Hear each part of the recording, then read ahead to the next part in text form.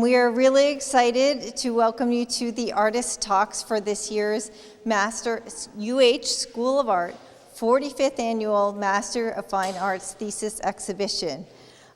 This is day 1 out of day 3 of these talks, and we're particularly excited about them because this is also the Blaffer Art Museum's 50th anniversary. So it's the 45th anniversary of this exhibition and the 50th anniversary of the museum, so that is something really special. Catherine Martinez is a multidisciplinary visual artist based in Houston. Martinez previously received her Bachelor in Fine Arts with a concentration in sculpture from the University of Houston and is now completing her MFA in studio art with a concentration in sculpture. The artist is a former Project Row House's summer studio artist in 2018 and a contributing artist of We Hear Black Women's art collective, and created the Black Women's Road Trip Collective. In this particular piece, again, I'm using a portal and it's window-like. I just find myself drawn to found objects that have like these portals and these windows. So in this particular piece, I use like these found objects, these car parts, clothing, kind of like industrial looking things, and it's all a narrative for my family history. My family history being from out of Mississippi and moving up north, many of them went to St. Louis, East St. Louis, Chicago, Detroit, just like in the Great Migration, which happened in Black communities here in the South from the years of 1910 to 1970, in this movement of trying to find something better for your life, find something better for your family. And so in this vortex, which has often been compared to Lee Montague, I tell a story through these pieces. In Africa, there is a tradition of storytelling, and it's done by a griot.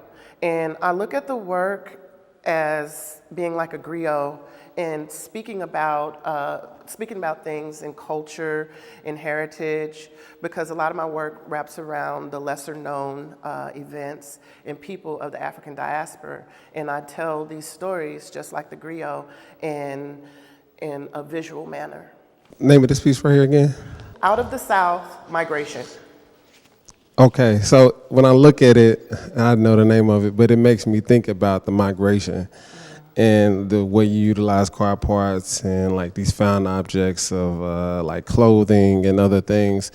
When you were making it, like what, and then the portal part, like thinking of it as a portal, and I could just see like us being pulled through that little open entrance space, and it really just speaks to that. What is something when you were making it that you were really just like, was the anchor in creating it? The anchor, woo, this strong family history. Growing up, the early part of my life in St. Louis, I remember neighborhoods being filled with families, playing on the block, playing baseball at the park with my friends, enjoying the community. Going back as an adult, a lot of those buildings are completely abandoned. They're like ghost towns. And thinking about the migration of ancestors that went up there to build lives, and then to see the city abandoned in the inner city part like it was in those neighborhoods, was really like shocking. So a lot of that was motivating and moving to me. And I can imagine what families having come from the South, you know, and coming up north and going back to visit, I would always have those stories from my grandmother or my grandmother's cousins, and it's just different. And so like that kind of like sweeping up in that movement, and it went into that energy of weaving these clothes throughout these pieces, throughout that piece. Other questions? Okay, then I'll ask my favorite one, which is what's next for you? Ooh, what's next for me?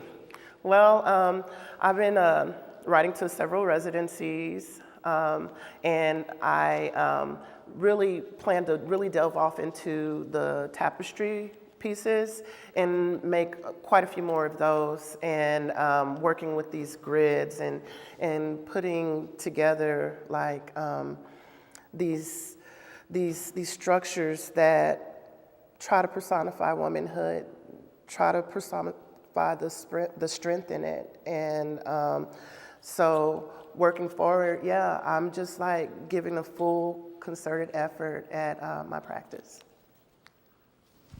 Well, thank you.